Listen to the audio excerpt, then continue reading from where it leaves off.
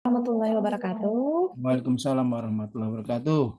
Selamat pagi Bapak Ibu semua. Mudah-mudahan di pagi hari ini kita semua dalam keadaan sehat walafiat.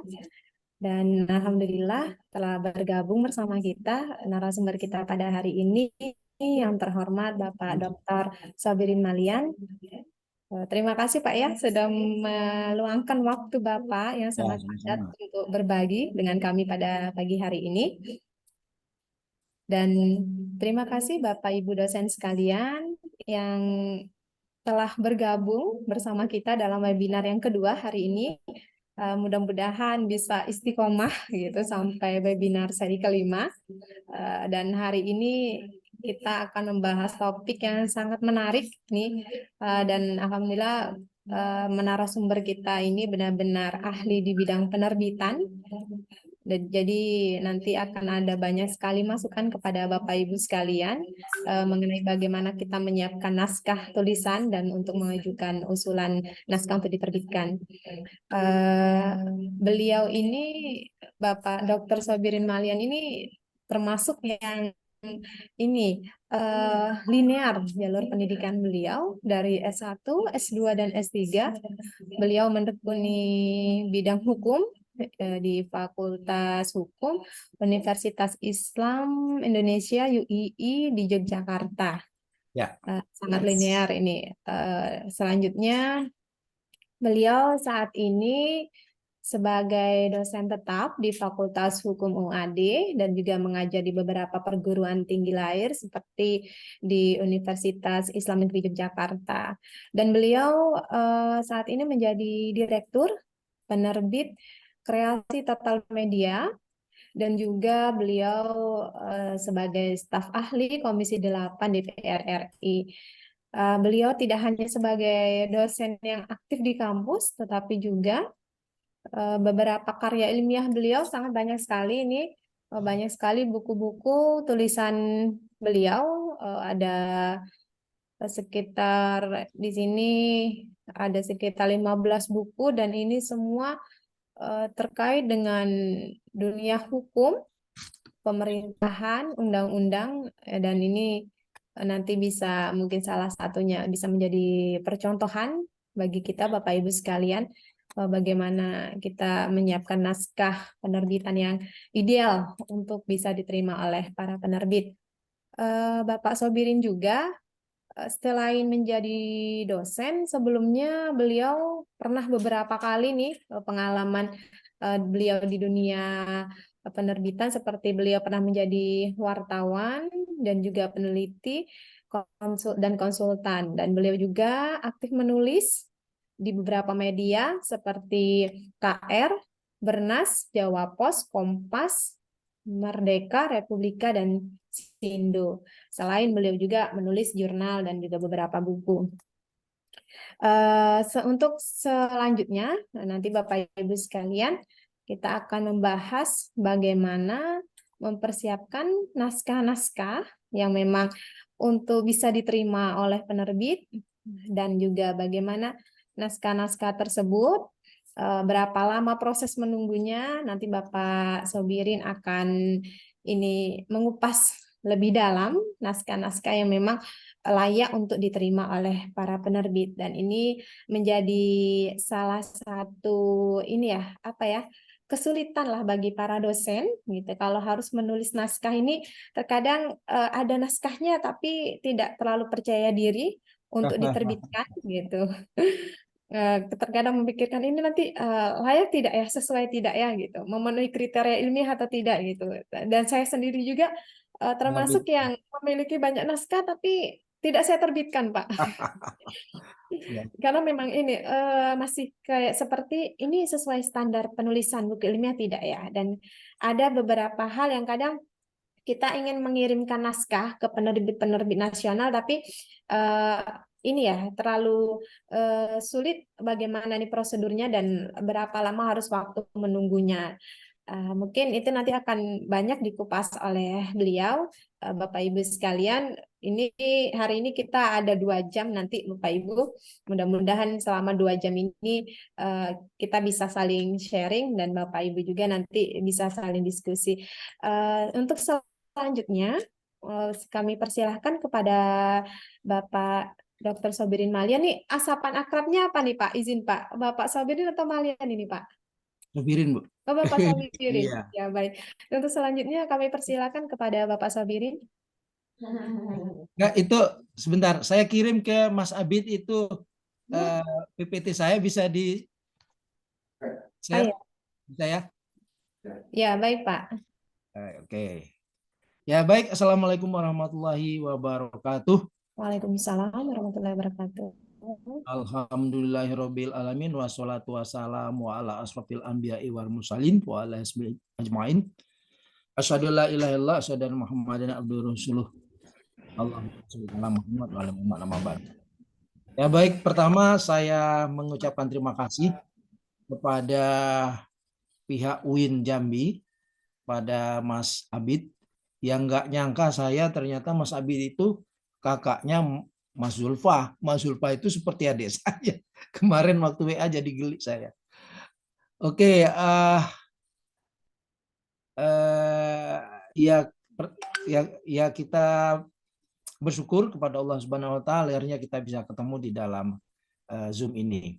Baik, nanti saya harapkan kita juga lebih banyak berdialog gitu ya. Tapi sebagai pengantar saya akan berikan beberapa materi saya terkait dengan. Nah, judul materi saya itu menulis itu ibadah gitu ya. Mengapa? Karena menulis bagi Sabya itu sangat subjektif ya. Apa ya? Istilahnya wajib ain gitu ya. Ya, cuman bedanya kalau dengan sholat puasa itu waktunya kan nggak ditentukan. Nah, justru karena tidak ditentukan itu maka kita punya, terutama saya gitu, punya keleluasaan untuk menulis setiap saat. Kalau ada waktu ya saya nulis. Nulis itu ya nyantai-nyantai aja gitu ya. Terutama sekali kalau hari itu saya menulis artikel-artikel pendek ya. Artikel pendek merespon kondisi yang ada gitu. Nah, itu. Nah, jadi dalam konteks wajib ain tadi, ya saya itu intinya hanya untuk memotivasi diri saya sendiri agar selalu menulis, suka menulis. Jadi kalau orang misalnya tidak suka dengan politik yang diktator misalnya, politik yang represif, ya kita harus menulis, menyampaikan protes melalui media tulisan kita itu. Buat saya begitu gitu. Jadi oleh karena itu menulis itu ya sebuah ungkapan, perasaan, pikiran yang harus kita sampaikan gitu setiap saat agar dia tersalur ya. Syukur-syukur kalau tulisan kita itu dibaca oleh sebanyak mungkin orang. Tentu itu akan lebih baik karena ide kita itu artinya tersalur di situ. Nah, dalam konteks menerbitkan buku gitu ya. Tentu ada perbedaan antara menulis buku populer dengan buku-buku serius ya. Kalau buku serius gitu ya, itu sebetulnya outline-nya lebih mudah. Karena apa? Karena misalnya buku teks ya, katakanlah misalnya pengantar agama Islam gitu ya. Nah, itu kan sudah ada RPS-nya ya. Nah, RPS itu kan kita jadikan outline ya. Nah, untuk yang kita sampaikan kepada mahasiswa itu kan itu jadi outline. Nah, saya juga begitu ya, kalau saya mengampu mata kuliah misalnya hukum bisnis ya. Nah, semua yang ada di RPS itu saya jadikan bab per bab menjadi buku.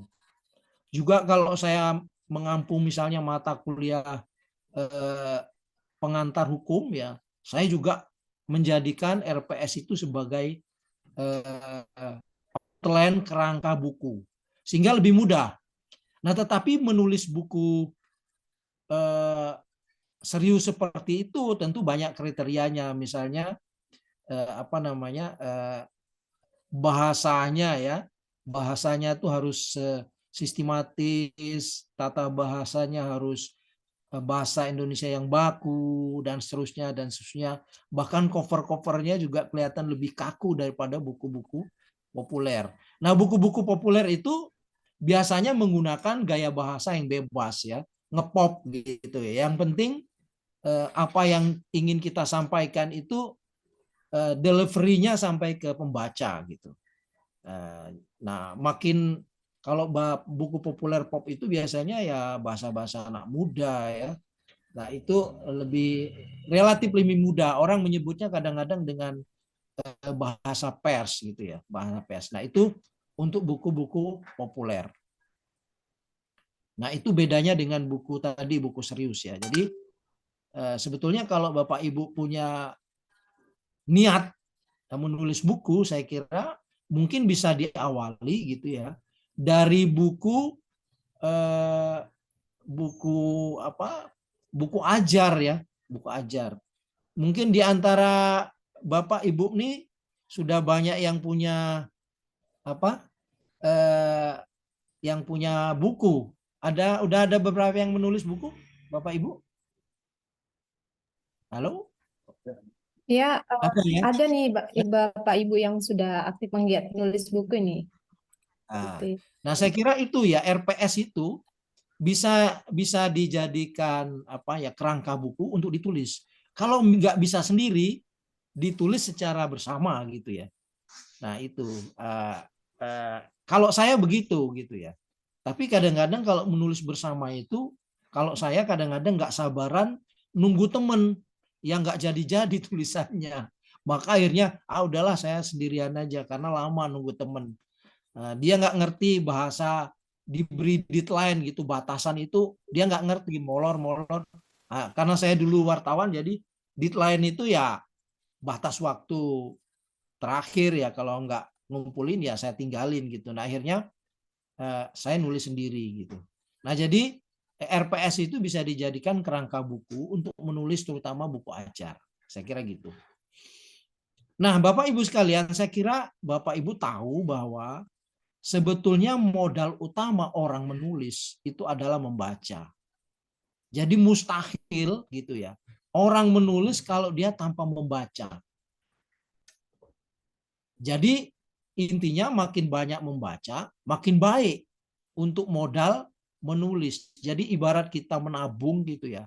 Membaca itu adalah menabung, investasi. Ya, makin besar investasi kita, makin bagus gitu. Nah, kalau kita ingin menulis, kalau investasinya banyak kan, tinggal dikeluarkan aja, butuh berapa gitu. Nah, oleh karena itu kalau seorang penulis kok tanpa membaca itu nggak mungkin gitu ya, nggak mungkin. Jadi kita harus banyak membaca. Nah, orang-orang di negara seperti Jepang itu ya, membaca itu sebuah sebuah kewajiban gitu ya. Mereka itu, kita pernah riset di sana ya dengan beberapa teman, itu ternyata di Jepang itu mereka mengalokasikan untuk membeli buku itu, kalau dirupiahkan sekarang kira-kira itu sebulan ya 300.000. Itu untuk membeli buku ya pribadi setiap keluarga. Kenapa ya? Karena mereka hobi membaca. Jadi mereka itu ibarat mutu minuman ringan ya.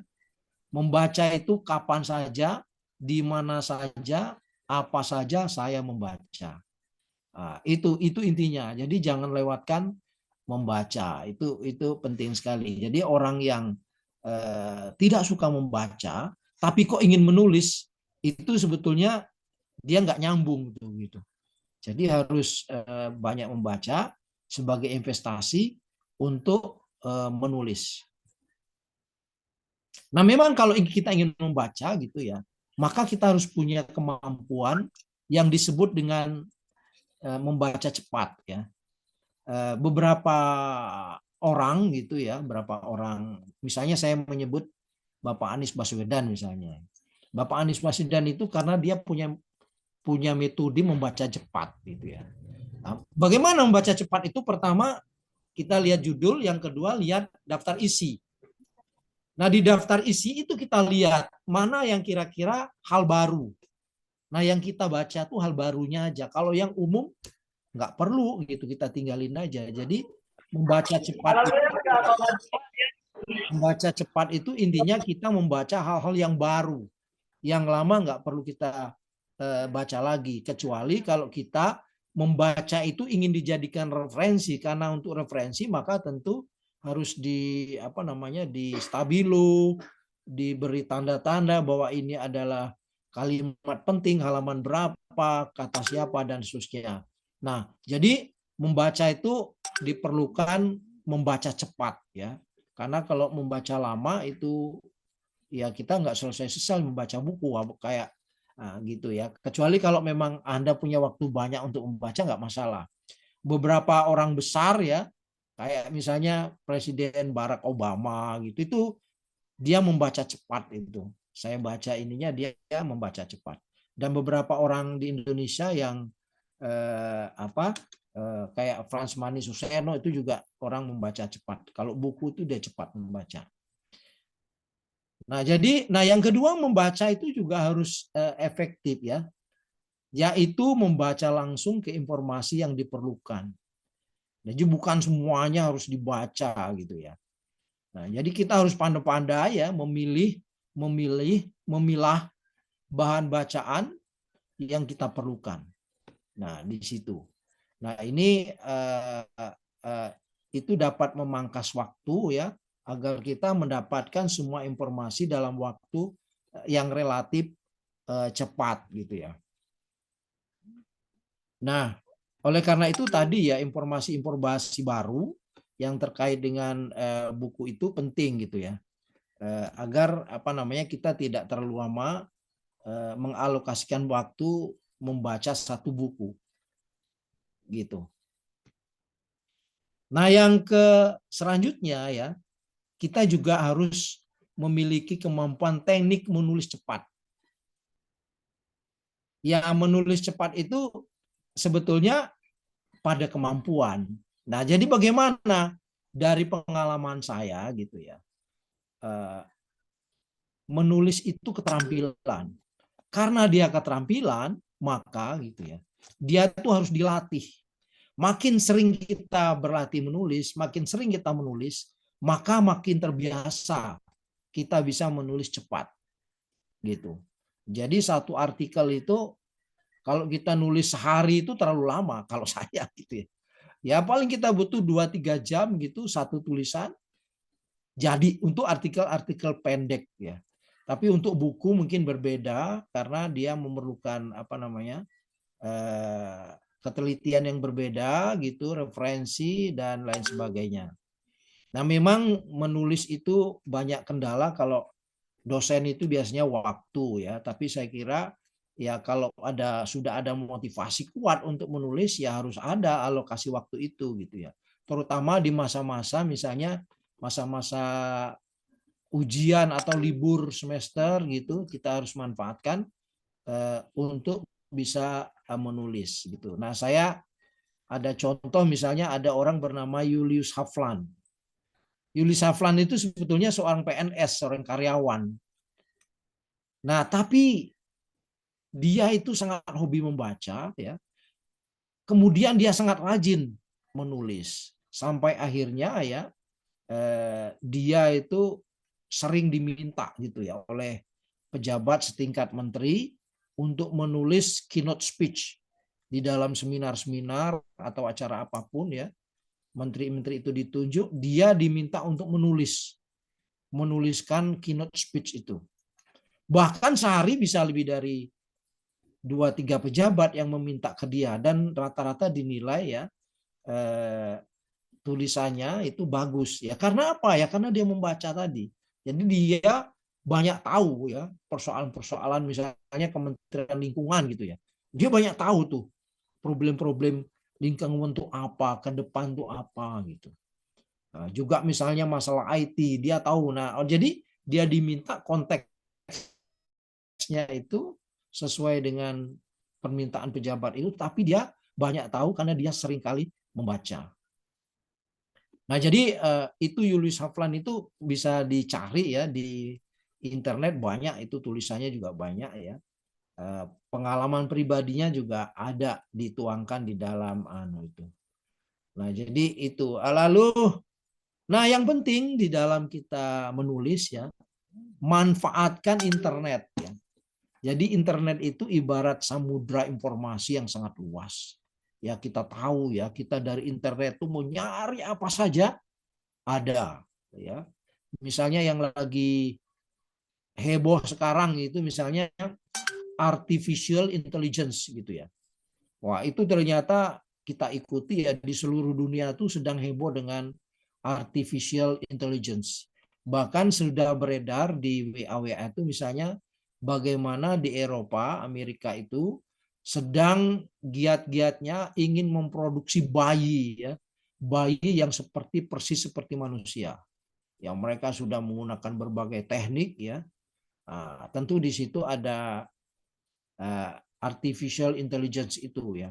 Nah, artificial intelligence ini juga mengapa menjadi heboh karena dia itu mampu apa ya, menggantikan, kalau di Amerika itu konon ya ada sekitar 69 bidang pekerjaan yang sudah bisa digantikan oleh AI ini, artificial intelligence, misalnya seperti wartawan gitu ya, seperti akuntan, seperti penyiar, seperti lawyer, pengacara, ya pekerja pabrik dan lain sebagainya. Nah, tentu AI, artificial intelligence atau kecerdasan buatan itu di satu sisi dia mengancam gitu ya, tetapi di sisi lain dia itu sangat memudahkan pekerjaan manusia. Nah, itu contoh ya, kalau kita bisa akses di internet gitu ya, manfaatkan internet seluas-luasnya. Ya. Nah, yang penting di dalam internet itu kita tahu caranya mencari ya, misalnya di search engine itu ya, itu sangat membantu pencarian data antar informasi yang kita butuhkan dan bisa kita dapatkan cepat hasilnya gitu. Nah, tentu saja ada kelemahan-kelemahannya gitu ya, tetapi dilihat dari manfaatnya, tentu internet itu jauh lebih bermanfaat untuk kita pakai, terutama sekali untuk referensi di dalam kita menulis gitu ya. Nah, apalagi kalau kita memiliki keterbatasan waktu ya, maka tentu kita sangat membutuhkan situs-situs di internet gitu ya. Nah, terutama sekali yang banyak disasar orang untuk mencari informasi itu misalnya HTTP www.wikipedia.org, itu banyak sekali dicari orang ya. Wikipedia itu banyak sekali dicari orang karena di situ banyak sekali muat informasi-informasi yang dibutuhkan apapun. Nah, juga kalau kita ingin membutuhkan situs-situs lain ya, banyak di internet itu yang akan membantu kita semua bidang gitu ya, apapun, hukum, pendidikan, filsafat, politik, kebudayaan, sastra dan lain sebagainya, semua tersedia di internet itu gitu. Nah, kalau kebiasaan saya gitu ya, kita harus bermain dengan copy paste. Jadi inilah sebetulnya kunci menulis cepat itu. Nah, mungkin sebagian dari kita berpendapat teknik copy paste itu banyak mengandung unsur plagiat dan merusak seni menulis. Saya sebetulnya dari sudut itu setuju ya. Setuju saja gitu ya. Karena memang copy paste itu cenderung mendorong orang ya untuk melakukan plagiat tulisan gitu ya. Mengambil atau mengutip tulisan pihak lain bukanlah suatu kejahatan sebenarnya kalau kita sadari ya.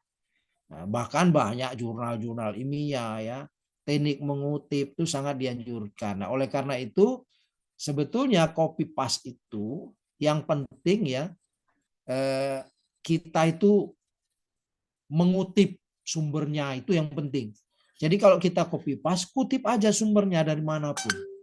Ya. Nah, cuman kalau saya biasanya menggunakan teknik copy paste itu dengan saya edit ya sesuai dengan bahasa gaya penulisan saya sendiri. Sehingga dia tidak persis sama lagi dengan copy paste itu. Jadi copy paste itu hanyalah semacam panduan gitu ya, yang saya ambil intinya tapi kemudian saya kreasikan, saya versikan dengan gaya saya di dalam menulis. Jadi jangan serta-merta kita mengatakan ya copy paste itu seolah-olah itu adalah teknik plagiat ya. Tinggal kita aja menyadari gitu ya. Kalau itu kira-kira ya persis ya memang itu plagiat, tetapi jangan lupa dikutip aja biar tidak dituduh plagiat, kan sumbernya jelas itu kan banyak gitu. Nah, jadi itu yang penting di dalam kita menggunakan internet. Nah, lalu bagaimana teknik kita membuat buku ya? Nah, langkah awal tentu kita membuat judul buku, tema buku. Nah, buku apa yang akan kita buat gitu ya. Nah, kalau kita sudah ketemu temanya, kumpulkan referensi sebanyak-banyaknya, bahan-bahannya.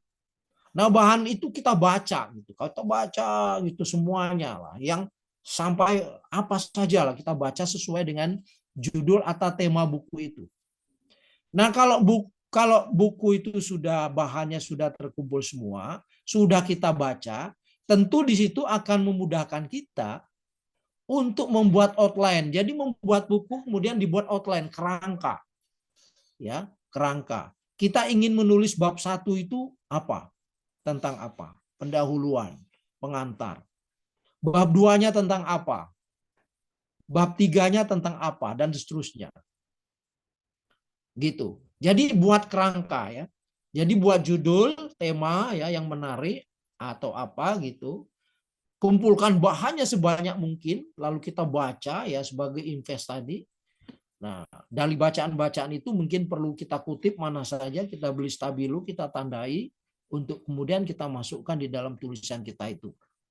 Nah, jadi kerangka. Kalau kerangkanya sudah terbentuk, ya kita akan terbayang dari A sampai Z, dari pembukaan sampai dari prolog sampai apa, dari sampai penutup ya kita akan bisa. Nah, ya, oleh karena itu kerangka itu fungsi di antaranya adalah untuk melihat bagaimana sistematika pikiran kita yang kita tuangkan di dalam buku itu.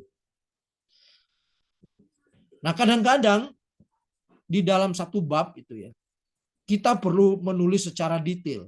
Nah, kalau kita misalnya menulis secara detail seperti itu ya, maka jangan lupa buatlah subbab-subbab lagi. Ya, subbab agar pembahasan yang kita buat itu benar-benar lebih detail gitu ya. Benar-benar bisa detail. Nah, ini saya contohkan misalnya kita ingin membuat buku ya, temanya kira-kira tahapan-tahapan manusia menuju akhirat. Wah, kalau dalam UIN kan ini ya. Atau bisa juga ditulis hidup mati manusia, ya kan? Nah, bab 1 kita menulis asal usul manusia, bahwa manusia itu dari tanah.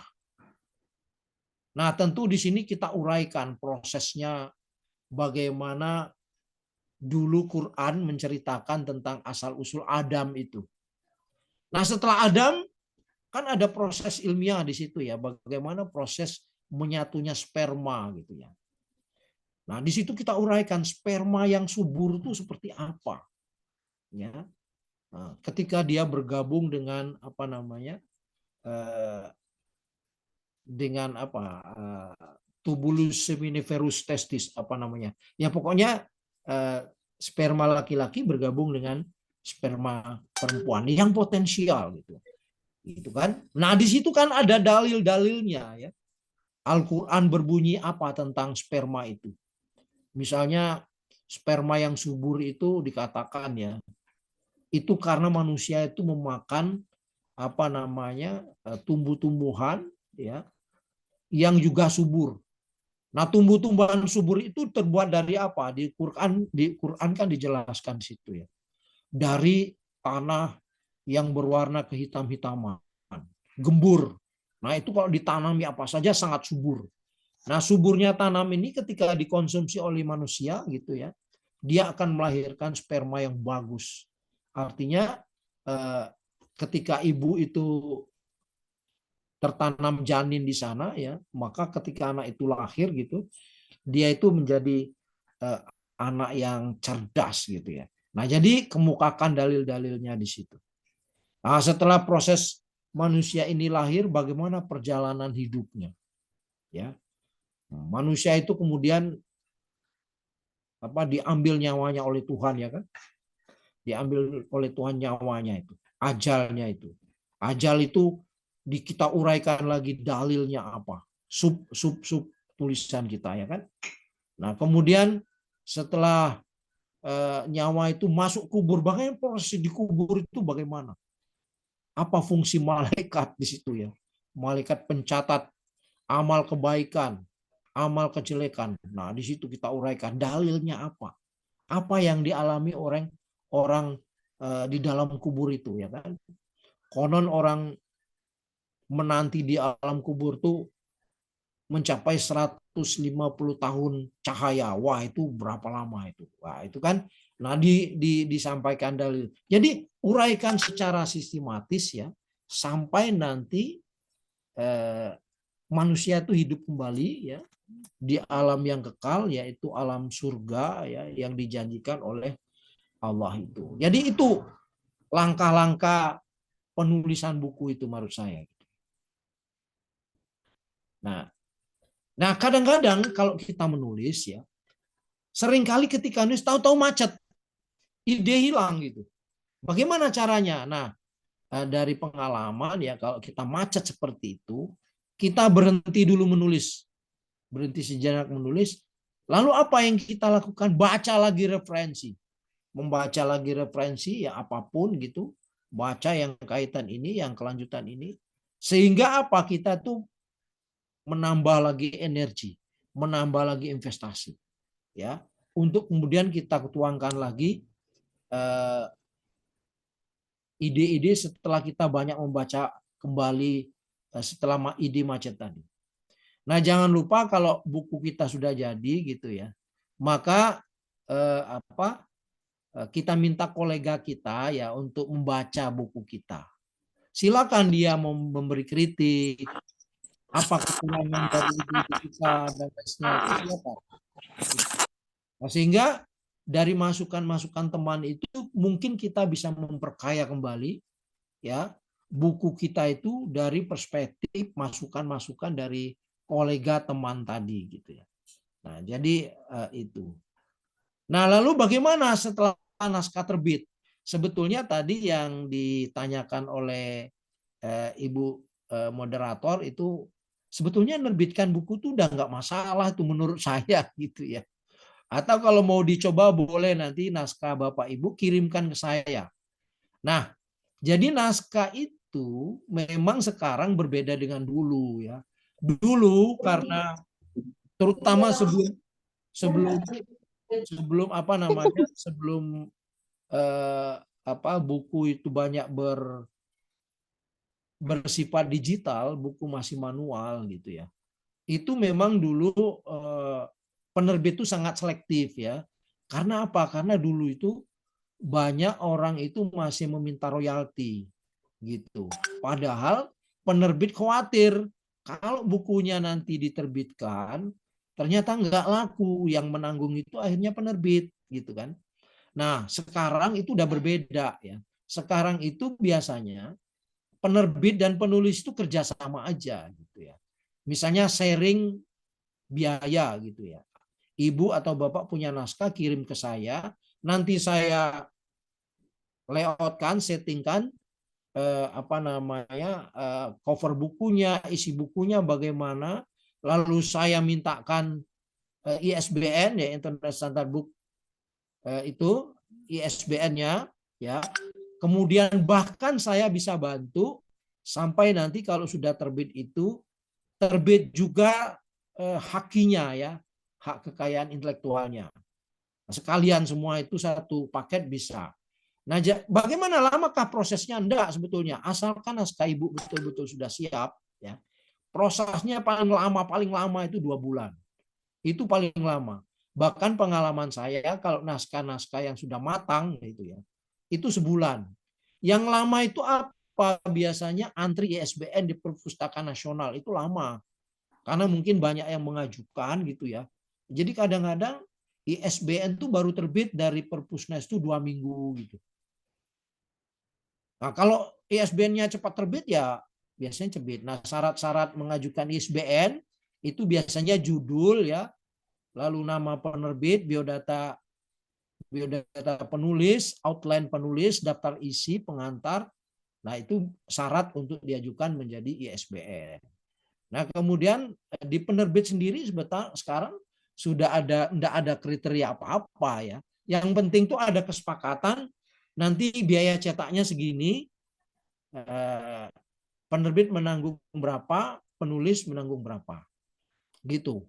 Nah, memang sekarang problemnya pemasaran buku itu tidak kayak dulu ya. Karena apa? Karena di Indonesia itu toko buku terbesar tuh cuma satu, Gramedia gitu ya. Nah, Gramedia ini sekarang memang tidak mau menerima semua buku, itu nggak mau. Dia sangat selektif. Terutama yang mereka jual itu ya buku cetakan terbitan mereka sendiri. Kalau di luar itu enggak. Nah, oleh karena itu, kalau saya ini, maaf Bapak Ibu sekalian ya, kalau saya menerbitkan buku gitu ya, maka biasanya konsumen sasaran saya itu ya teman-teman mahasiswa saya gitu ya. Dan itu pun nggak banyak ya. Buku sekarang ya laku 100 eksemplar itu udah bagus. Nggak kayak dulu ribuan ya. Karena apa? Karena saya nggak tahu ya, mungkin orang udah makin malas baca atau bagaimana gitu ya. Tapi intinya orang itu ya pokoknya menerbitkan buku itu sekarang nggak banyak-banyak gitu ya. Nah, kalau buku-buku yang sifatnya apa namanya textbook, ya, saya itu biasanya mewajibkan mahasiswa saya. Memang saya pernah diprotes oleh dekan ya, dosen-dosen lain gitu ya, karena menjual buku ke mahasiswa, katanya apa itu nggak etis apa nggak boleh itu. Tapi saya bilang gimana daripada anak-anak itu hanya mempelajari slide-slide singkat dari kita, kan nggak tahu ya, terlalu pendek ya, ngapa nggak beli aja gitu kan. Harga buku yang dibeli mahasiswa tuh nggak mahal kok, paling 150.000 gitu, paling mahal 200.000. Itu kan ibaratnya sama juga dia beli apa namanya paketan sebulan, kan nggak mahal itu. Nah, jadi itu ya kalau saya. Nah, oleh karena itu saya buku teks tuh ada hukum pajak, hukum bisnis, pengantar hukum Indonesia, pengantar hukum dan partai politik, pengantar ilmu politik. Itu saya jual ya mahasiswa, karena setengahnya saya wajibkan itu ya. Mereka akhirnya beli, tapi lebih dari itu saya memang bilang ke mahasiswa, kalian itu kuliah 5 tahun gitu ya, nggak punya, kan banyak mahasiswa tuh kuliah 5 tahun sekarang itu satu pun nggak punya buku. Nah, jadi kalau kita punya buku ya anggap aja itu kenang-kenangan lah mahasiswa dengan dosennya gitu. Maka dia biasanya beli buku itu gitu ya. Itu kalau saya gitu ya. Nah, jadi itu ya saya kira. Nah, akhirnya saya kira sebagai pengantar itu ya yang bisa saya sampaikan. Mungkin kita bisa lanjutkan gitu ya dengan apa? Dengan dialog ya. Mungkin Bapak Ibu ingin lebih tahu lagi bagaimana menerbitkan buku itu. Nah, kalau dialog saya kira kita akan lebih bisa langsung kepada to the point sasarannya gitu ya. Saya kira gitu. Baik, begitu pengantar dari saya, Ibu. Silakan kalau dilanjutkan dengan apa? eh, dilanjutkan dengan dialog. Baik, terima kasih Bapak Sobirin. Sangat luar biasa pemaparan dan salah satu poin juga dalam CV Bapak yang saya baca ini di tahun 2023 ini Bapak sudah menyelesaikan artikel itu sebanyak 20 artikel, sedangkan Ya, tahun ini baru berjalan 6 bulan. ya Bu, ya Bu, ya betul itu Tapi Bu. sudah terbit 20 artikel di media Ya, cetak dan media ya, sosial, sangat luar ya, biasa sekali nih Pak. ya, ya, betul itu Bu. Ya, nanti bisa di-share lagi tipsnya. Baik Bapak Ibu sekalian, untuk selanjutnya dipersilahkan kepada Bapak Ibu sekalian. Ini kita bisa sharing lebih mendalam mengenai buku sesuai Ya, dengan inilah keinginan Bapak Ibu sekalian seperti hmm, apa kita mau to the ya. point-nya. Silakan Bapak Ibu. Tadi di awal ada yang raise hand tadi, Ibu Nisaul tadi sepertinya. Monggo Bu, apa aja boleh ditanyakan. Tadi di awal sempat raise hand Ibu Nisaul. Ya, terima kasih untuk Pak moderator ya, Pak Sobirin. Ya Bu. Menarik sekali paparannya. Maaf, saya tidak buka kamera, ini sedang di rumah. Ya, ya, ya, nggak apa-apa. Ya, saya tertarik ini untuk yang apa Pak ya? Rasanya kan ini kan berawal dari beberapa artikel yang berserakan ini, yang Ya, ya, ya, pas begitu saja Pak. Jadi ya, kadang ya. tidak juga satu tema gitu. Mhm. Nah, saya nggak tahu ini apakah lebih efektif misalnya melakukan kompilasi berdasarkan tema-tema ini dulu, atau kita cukup ya udah pokoknya bunga rampai gitu Pak Sobirin, Ya. atau lebih efektif misalnya tulisan tadi misalnya eh, di apa ditulis bareng bersama teman-teman. Nah, mana yang eh, menurut Bapak yang lebih ini ya terkait dengan, dan bagaimana juga mungkin apakah ada perbedaan gitu ya mengemas tulisan yang tadinya misalnya yang sudah terbit kemudian dijadiin buku. Perlukah ada modifikasi atau apa gitu terkait dengan eh, konversi ini tadi? Ya. Terima kasih Pak Subiri. Ya, ya, terima kasih Bu Nizaul. Langsung jawab apa yang lain dulu? Langsung tidak apa-apa Pak, nanti bisa sambil mengalir kita Pak. Oke, baik. Ibu Nizaul, kalau memang Ibu tertarik menerbitkan gitu ya, kumpulkan aja artikel, ya, nggak apa-apa. Ini saya cerita sedikit Bu ya. Saya ini dulu atau banyak pengalaman saya mengangkat nama orang-orang besar sekarang. Contohnya misalnya Pak Mahfud ya. Pak Mahfud itu dulu kan juga dia tuh belum ada apa-apanya, bukan siapa-siapa dulu ya Bu ya. Saya ceritakan ini dulu gitu. Nah, kemudian ketika beliau itu menjadi purek pembantu rektor 1 di UII, ya, dia bertemu dengan saya. Saya waktu itu diajak bergabung di UI Press. Jadi beliau bertanya pada saya, Mas, ini aku pengen ngetop tapi kok nggak bisa-bisa. Ya saya bilang kalau Bapak nggak punya karya gitu, saya bilang nggak mungkin bisa ngetop Pak. Jadi Bapak harus punya karya, Bapak harus rajin menulis. Nah ternyata keluhan beliau apa? Keluhan beliau adalah sulitnya menembus media cetak waktu itu ya, terutama yang nasional seperti Kompas, Jawa Pos, Republika dan lain-lain. Sementara saya yang tidak dikenal sudah beberapa kali nembus. Jadi beliau nanya saya tuh konteksnya juga itu. Saya bilang gini aja Pak, Bapak pelajari gitu ya, model-model Kompas tuh maunya kayak apa. Nah tetapi lebih dari itu memang saya menyarankan waktu itu cari KKN, maksudnya apa? Maksudnya redaktur-redaktur yang sedaerah dengan Pak Mahfud, orang-orang Madura gitu ya. Nah, akhirnya apa ya? Akhirnya beliau menulis ya kalau mengirim ke Kompas tuh yang ada orang Maduranya gitu. Republika akhirnya dimuat ya. Jadi asal usulnya tetap KKN, Bu. Jangan lupa itu. Nah, tetapi di sisi lain ya, kemudian karena saya waktu di Upres, saya tanya Pak Mahfud, Pak makalah-makalah Bapak mana gitu. Oh ternyata beliau punya banyak sekali naskah ya. Nah dari naskah-naskah itu kalau Ibu ingat ya ada buku judulnya tuh Pilar-Pilar Politik Hukum, Pilar-Pilar Demokrasi. Itu saya yang nyunting itu. Bahkan biografi Pak Mahfud itu awal pertama kali yang menuliskan tuh saya itu. Itu dalam kerangka apa? Biar mendorong dia ngetop tadi Bu. Nah barulah dia diajak Presiden Gus Dur waktu itu, karena kebetulan di ring 1 Pak Gus Dur itu ada alumni UI ya,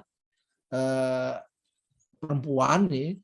Nah kemudian direkomend ke Gus Dur, tarik orang ini. Awal usulnya itu Pak Mahfud itu. Nah tetapi saya menerbitkan buku Pak Mahfud itu banyak waktu itu. Paling enggak itu ada 5 judul yang saya terbitkan di UI Press ya.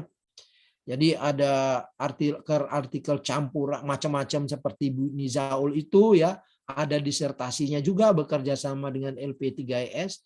Nah, akhirnya ya kan akhirnya ngetop lah ya akhirnya karena dia diangkat Menteri Pertahanan. anggota dewan, ketua komisi, ketua MK dan seterusnya ya. Nah itu. Nah jadi kembali ke pertanyaan Ibu Nizaul tadi, nggak apa-apa Bu. Artikel yang banyak berserak itu Ibu kumpulkan aja. Nah tetapi ketika dikumpulkan gitu ya, per babnya itu mana yang kira-kira mirip satu tema, jadikan satu bab, satu bab, satu bab. Gitu caranya. Nanti kirimkan ke penerbit, misalnya kirim ke saya gitu ya. Nanti saya terbitkan. Bisa itu. Cuman kalau bisa ya, ada dari semua tulisan itu ada garis besar yang nyambung. Misalnya tema besarnya apa. Nah, itu tema besar itu yang akan kita jadikan judul ya. Misalnya kalau Pak Mahfud itu kan yang paling melekat ya di dalam image orang tentang pemikiran Pak Mahfud itu kan politik hukum ya. Nah, di situ maka judul tema besarnya itu politik hukum di Indonesia. Nah, jadi itu Bu Nizaul. Jadi kumpulkan aja tulisan. Nah, apakah enak nulis bersama-sama dengan teman apa sendiri? Saran saya gitu ya. Sendiri-sendiri aja gitu. Karena lebih mudah tuh memutuskan sendiri daripada bareng-bareng. Kadang-kadang bareng-bareng itu sulit menyatukan visi kita. Ini maunya ini, itu maunya itu. Lama-lama tertunda, nggak jadi dia. Kalau sendiri, putuskan sendiri aja. Nah, sehingga kalau misalnya di grup ini semuanya pengen menulis, misalnya di sini ada 16 orang, ya 16 orang punya judul satu-satu kan keren, satu buku, satu buku, satu buku gitu.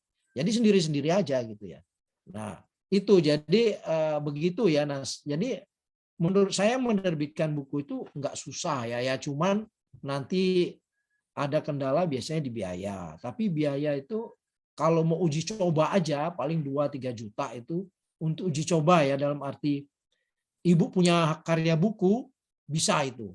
Bisa diwujudkan. Saya yang menjamin, saya yang menggaransi melalui penerbit saya atau penerbit teman-teman saya di Jogja bisa ya saya terbitkan. Mungkin Ibu Nizaul boleh mencoba. Kalau Ibu punya naskah misalnya sekitar 20 artikel pendek-pendek, nanti biar saya satukan ya, saya terbitkan jadi buku. Seperti itu, Bu. Ya. Oke, Bu moderator, mungkin lanjut lagi yang lain. Ya baik, ini ada pertanyaan dalam Ya. kolom chat ini Pak. Ya, ya. Ibu Hairiah nih Pak, beliau bertanya bagaimana kiat-kiat dalam penulisan artikel maupun buku biar tidak stuck. Ini masalahnya biasanya kita baru menulis dapat halaman 2 halaman dapat judul terstuck gitu. Ini mohon pencerahan ini Pak. Ya, gini. Kalau menulis artikel itu sebetulnya ya tadi ya banyak membaca ya. Yang kedua gitu ya. Ini saya contohkan aja.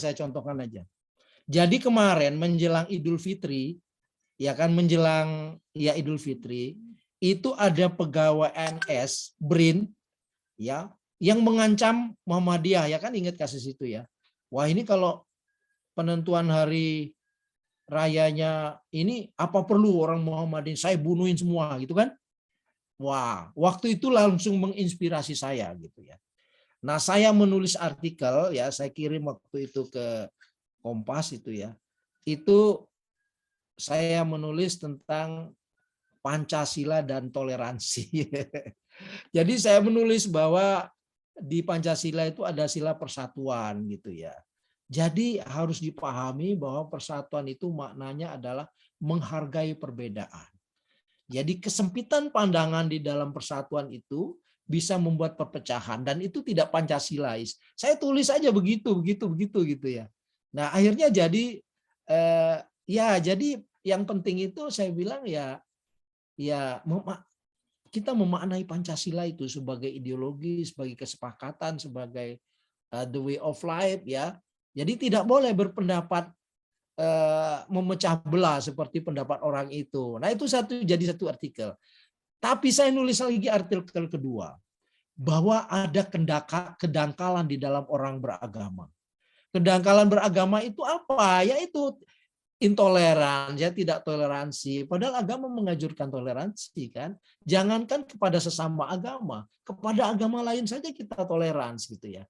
Nah, jadi saya menulis tentang toleransi, tentang apa itu, bagaimana mewujudkan keberagaman secara dewasa, bagaimana contoh Rasulullah, Khulafaur Rasyidin di dalam perbedaan agama, lalu orang-orang dulu, para pendiri bangsa. Nah, itu kemudian artikel ketiga saya tulis lagi bagaimana kebetulan orang ini saya Muhammadiyah ya. Orang itu kan NU gitu ya. Nah, tetapi yang saya dalami justru bagaimana cara NU beragama. Pandangan NU. Saya cari referensi ya. Pandangan tokoh-tokoh NU, intelektual NU yang berpandangan tentang agama gitu ya. Yang ternyata ada pengakuan ya. Itu tentang dari seorang kiai ulama NU ya, bahwa kita di dalam beragama itu perlu membuka wawasan gitu ya. Ya wawasan yang luas itu artinya apa? Artinya itu jangan picik beragama, jangan mudah menuduh, jangan mudah mencari kesimpulan gitu ya. Nah, jadi dari satu tema itu aja ya saya bisa jadi 3 tulisan waktu itu. Ya diterbitkan di berbagai media besar itu ya. Karena tema itu kan tema seksi kan. Kalau persatuan, agama itu kan sensitif. Jadi Ibu bisa, Bapak Ibu bisa menulis yang sama gitu. Fenomena apa saja sekarang. Waktu Jokowi cawe-cawe saya juga menulis perspektif hukum ya. Cawe-cawe itu apa? Itu ternyata cawe-cawe itu adalah Jokowi itu mendiktikan ya. Mendiktikan itu artinya kan anti demokrasi ya kan. Saya tulis di situ presiden tidak memberi contoh sebagai gerbong demokrasi. Jadi cawe-cawe itu harus dihentikan karena itu tidak sejalan dengan demokrasi dan hukum. Biarkan aja apa namanya demokrasi ini berjalan. Jadi itu tidak perlu mendikte siapa calon, jangan menjegal lawan politiknya. Jadi saya itu. Jadi kalau menulis artikel pendek itu ya dipotret aja lalu ditulis sedikit apa yang kira-kira apa namanya bertentangan dengan ide dasarnya itu ya kita tulis. Jadi apa ya memang menulis itu akhirnya tadi saya katakan ya, harus banyak membaca. Nah, kalau kita banyak membaca kan nanti kita punya sensitivitas terhadap isu-isu itu. Ya, nanti kita ini. Kalau Ibu nanti bisa saya kirim beberapa tulisan saya ya, mungkinnya ke Ibu apa moderator bisa saya kirim, bisa contoh-contoh tulisan saya gitu ya. Juga kemarin soal Idul Adha ya. Kita juga kontroversial gitu ya. Karena kan itu kan cara pendekatan ya. Cara satunya misalnya secara hilal, satunya secara hisab gitu kan. Nah, lalu bagaimana mengakhiri semua itu? Saya juga menulis gitu. Saya bilang ya kalau mengakhiri perbedaan itu sebetulnya gampang gitu ya. Kita harus memilih salah satu pendekatan saja. Nah, oleh karena itu di level internasional kan sudah ada kesepakatan namanya tuh kalender global ya kan. Nah, kalender global itu pendekatannya adalah hisab, perhitungan ya. Karena kan namanya perputaran bulan ya kan. Itu kan tetap eksak. Sampai kapanpun begitu aja terus gitu ya. Nah, yang mengubah-ubah itu kan kita gitu ya. Jadi karena itu sifatnya eksak perputarannya, maka tahun berapapun kita bisa prediksi gitu. Cuman itu tidak menggunakan pendekatan hilal ya dengan pendekatan global kalender gitu, dan itu sudah disepakati ya di dunia internasional. Sudah ada 56 negara yang menyetujui adanya global kalender karena perputarannya itu kan sama ya. Bulan itu akan terus begitu aja gitu. Kenapa kita lalu merubah-rubah ketetapan 1 Syawal jadi ini padahal kalau kita lihat bulan ternyata berbeda. Misalnya itu ya di dalam tulisan. Saya kira itu. Oke, itu Bu. Ada lagi mungkin silakan yang lain ya. Ya, Bapak Ibu dosen dipersilahkan boleh langsung unmute juga boleh. Ya. Monggo.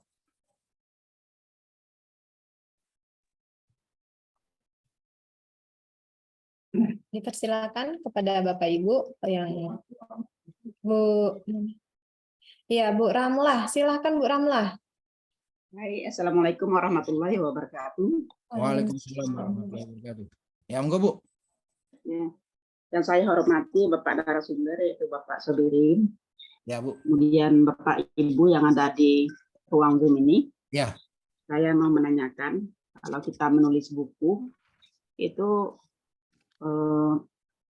terlalu banyak referensi yang kita tampilkan. Misalnya satu pengertian bisa 5 kita tampilkan Ya. referensinya, Ya. kemudian kita simpulkan. Nah, Ya. pertanyaannya, tulisan buku yang bagaimanakah yang berkualitas? Apakah terlalu banyak referensi atau bagaimana gitu ya? Apakah ulasan kita yang paling banyak atau referensinya yang paling banyak? Mungkin itu yang dapat saya tanyakan. Demikian, wassalamualaikum warahmatullahi wabarakatuh. Oke, ya terima kasih Ibu. Buku yang berkualitas Ibu Ramlah. Ya kalau Ibu banyak referensi itu artinya buku Ibu itu ilmiah gitu ya, bagus ya. Cuman di situ kan Ibu menarik garis simpul ya, garis kesimpulan bahwa dari semua referensi itu Ibu menyimpulkan ini, yaitu namanya Ibu berkualitas. Ya kualitas Ibu itu karena Ibu sudah banyak referensi lalu Ibu simpulkan ini. Nah itulah berkualitas namanya. Justru kalau Ibu nggak pakai referensi menyimpulkan itu ya nggak berkualitas. Ya, jadi tahu-tahu Ibu menyimpulkan itu namanya nggak ilmiah, bukan. Jadi yang bagus tuh betul kata Ibu, referensinya banyak, lalu Ibu simpulkan dari berbagai pendapat itu, maka menurut saya ini, nah itulah berkualitas. Nggak apa-apa itu referensi banyak itu malah bagus Bu. Cuman kalau zaman sekarang menulis buku untuk menghindari, kan ada model footnote, ada model body note ya Bu ya.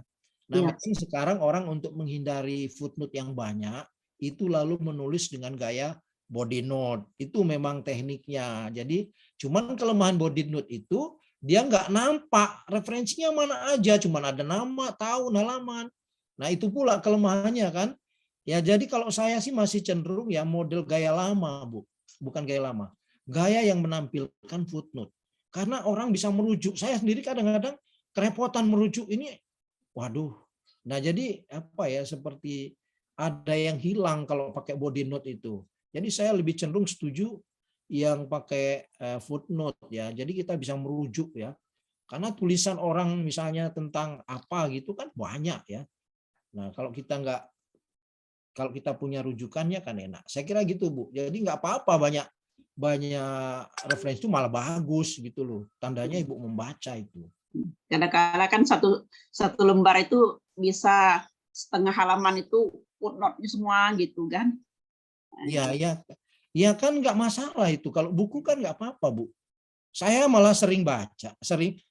Ini saya misalnya baca buku Prof. Jimli ya. Ternyata Prof. Jimli itu pernah ya menulis catatan kakinya itu 3 halaman Bu. Cuma 3 baris, lalu footnote. Wah 3 halaman. Ya nggak masalah tuh. Nggak masalah ya, karena itulah ilmiah itu kan begitu ya. Nggak apa-apa ya. Kenapa ya? Apa masalahnya kan nggak ada di situ. Iya kan nggak apa-apa banyak referensi kan Bu. Daripada nggak ada referensi tadi yang saya bilang, malah nggak ilmiah itu. Gitu. Menurut saya gitu. Ya oke. Monggo. Ya. Baik, Pak Ibu tadi sangat apa ya membuka pemikiran saya mengenai menulis buku ini. Iya, Bu. Banyak referensi di akhir kesimpulannya Pak ya. Iya. Baik Bapak Ibu yang lain dipersilahkan, boleh langsung unmute. Jika ingin bertanya dipersilakan, boleh juga di kolom chat, silakan Bapak Ibu.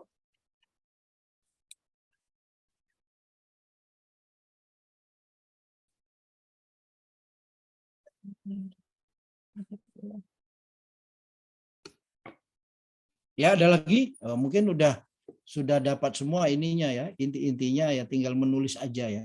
Jadi Bapak Ibu kalau ada naskah gitu ya, silakan. Saya menganjurkan terutama untuk buku-buku referensi di kampus saya, jujur aja, di kampus saya, mungkin sama di kampus lain juga begitu. Orang menulis itu langka ya, jarang gitu loh. Nah, oleh karena itu di UAD ya tempat saya itu bulan Mei kemarin ya keluar SK Rektor yang intinya memberi honorarium bagi dosen yang menulis. Cuman syaratnya menulis itu harus di media-media yang apa ya namanya? Media-media yang ada kriteria lah di situ. Nah, waktu itu saya dipanggil oleh SDM itu ya, diundang gitu.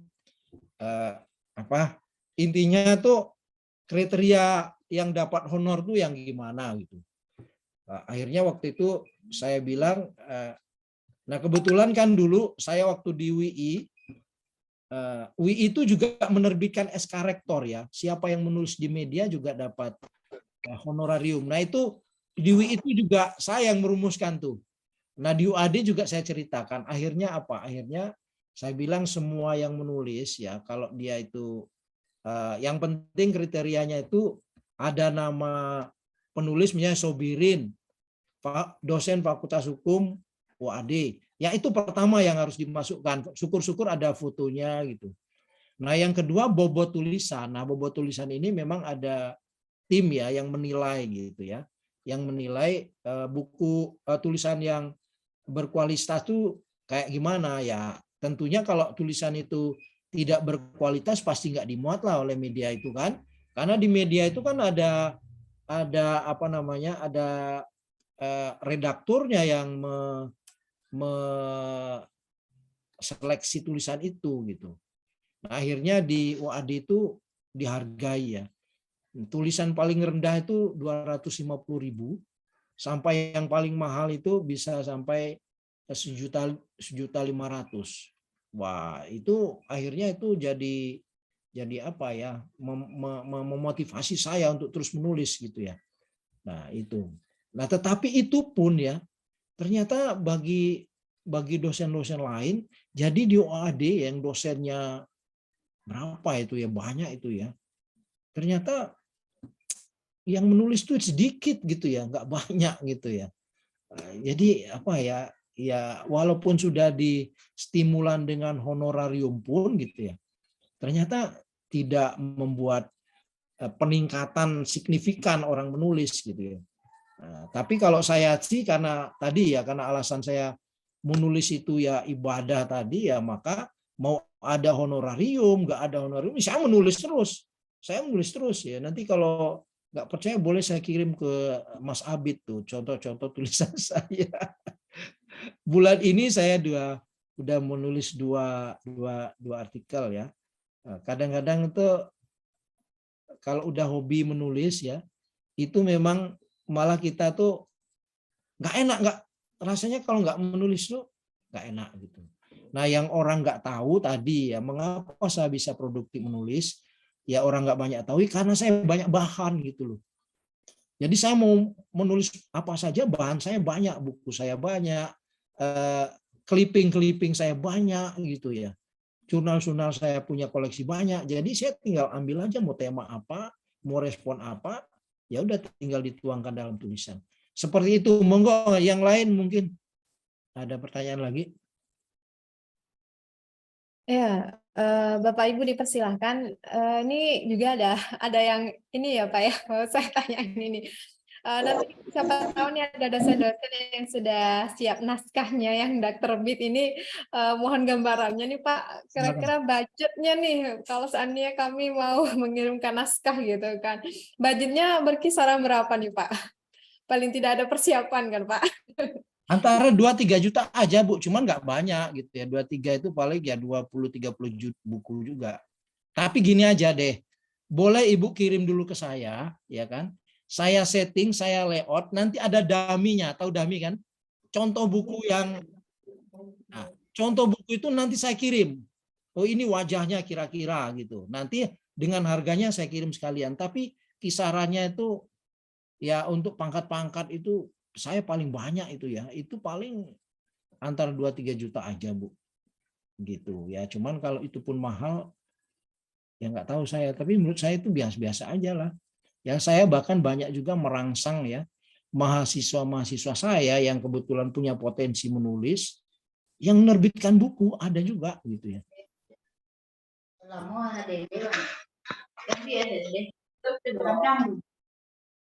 Gitu. Oke, silakan kalau masih ada yang lain. Ya, baik. Bapak Ibu sekalian, silahkan yang masih ini penasaran dengan penerbitan buku, Pak Ibu. Kan banyak nih. Bu Nur Cahayati baru masuk. Ya, saya. Bu Nur Cahayati ya, Bu? Ya, silakan Ibu. Ngomong ya, Bu. Enggak, saya kamera, lagi di rumah sakit soalnya. Ah ya, nggak apa-apa, Bu. Silakan, Bu. Pak, izin sebelumnya Ya. saya bertanya. Ya, silakan Bu. Saya dosen semua. Ya. Baru terbit ke kemarin asisten ahlinya, dan sesuai di keterangannya saya, dia apakan mengampu mata kuliah sejarah peradaban Islam. Nah, jadi untuk bukunya, apakah seterusnya saya menulis sejarah peradaban Islam atau bagaimana ya Pak? Kalau saya bidangnya pendidikan agama Islam. Bagaimana kira-kira Pak? Ya, ya. Mungkin Ibu moderator bisa mengulangi tadi apa?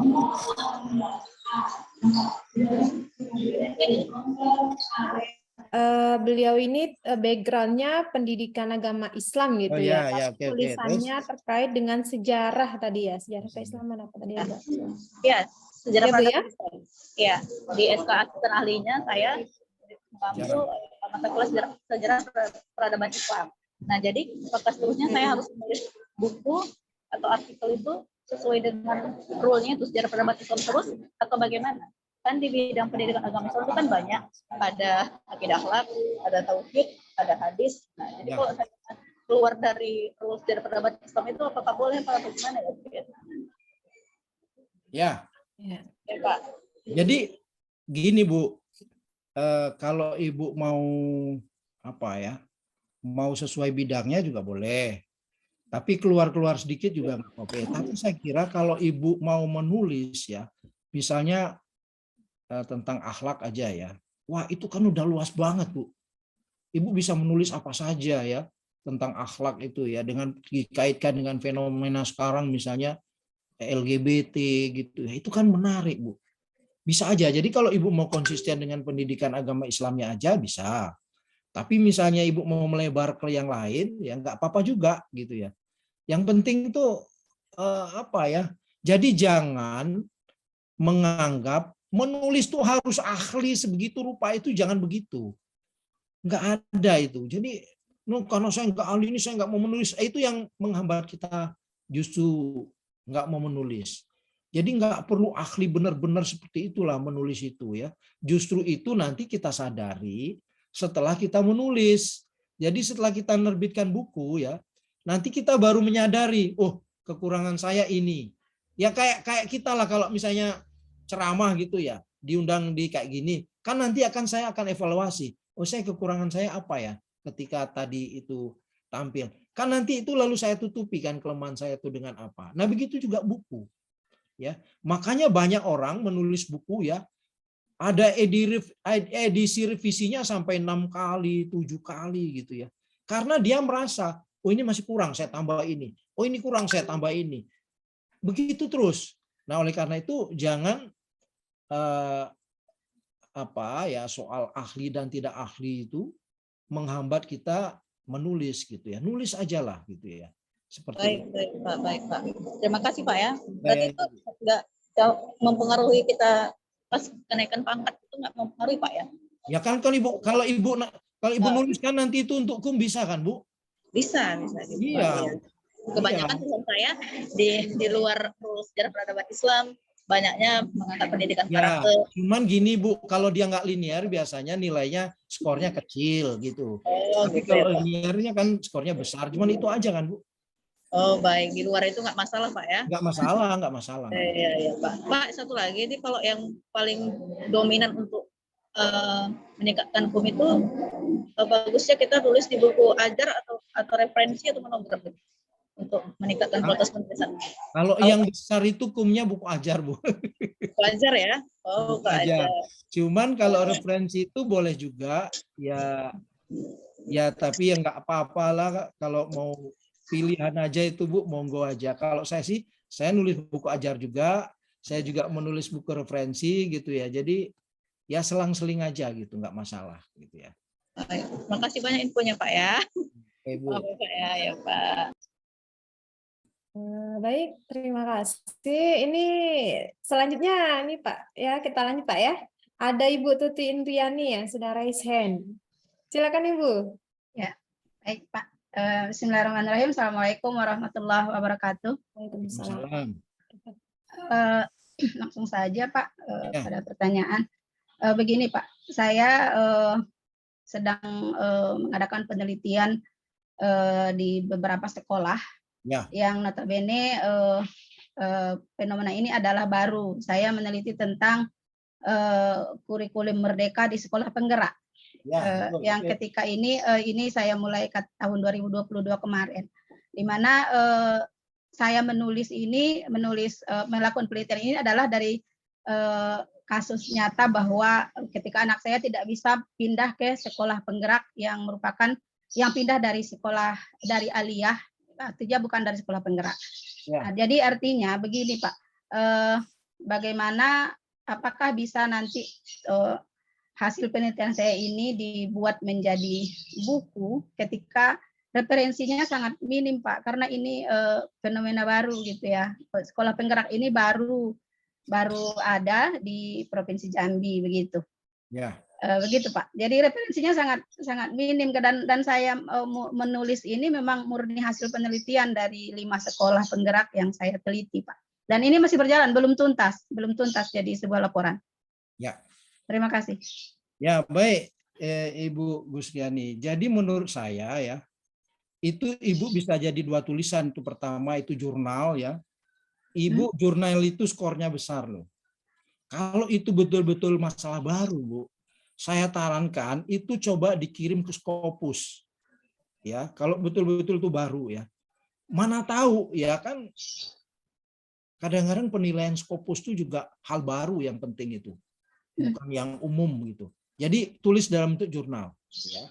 Kirim ke Scopus. Ya kita kalau ngirim Scopus itu kan spekulasi, Bu. Semua orang itu spekulasi. Nggak tahu dia dimuat apa enggak. Tapi kalau berani mencoba kan kita lebih maju daripada yang lain. Yang kedua, Ibu tulis saja dalam buku nggak apa-apa itu. Walaupun referensinya sedikit. Cuman saran saya, sekiranya kalau Ibu sadar referensinya kurang, kan bisa ditambah. Cari isu-isu yang sama di internet atau di mana gitu untuk menambahi referensi, sehingga fungsi utama referensi itu adalah memperkuat argumen Ibu di dalam buku itu.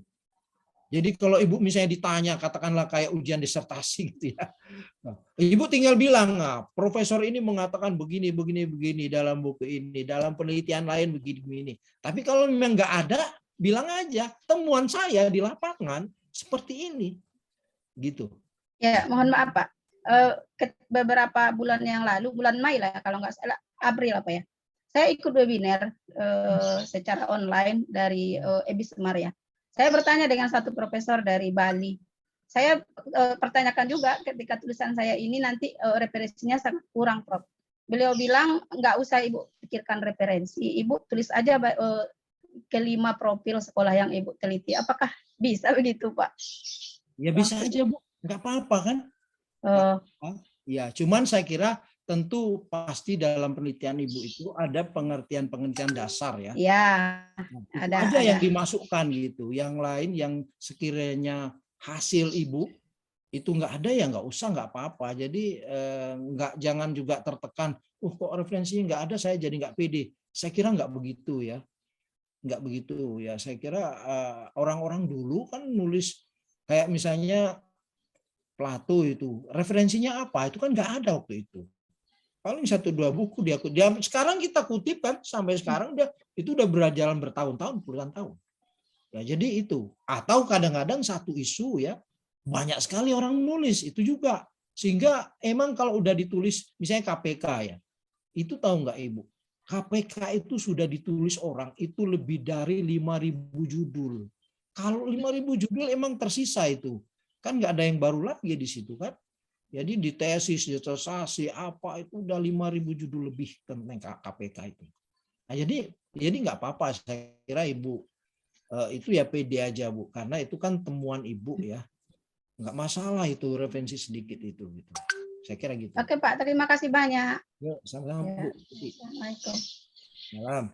Iya, ini memang diskusinya sangat menarik Pak ya kalau berbicara mengenai dunia buku dan artikel ini Pak. Ini ada lagi yang masih rese nih, kita lanjut nggak Pak? Lanjut Bu. Ada Ibu Saya layani, Cahaya, saya layani. Ibu Cahaya Raya Damani, silakan Bu, di-unmute saja Bu. Alhamdulillah, terima kasih Bu Moderator, Bu Sodiah ya. Begini Pak, saya ini kan ada punya teman dulu yang nulis itu buku, udah mau jadi hampir jadi buku itu, dia bersama profesor, dosen UIN.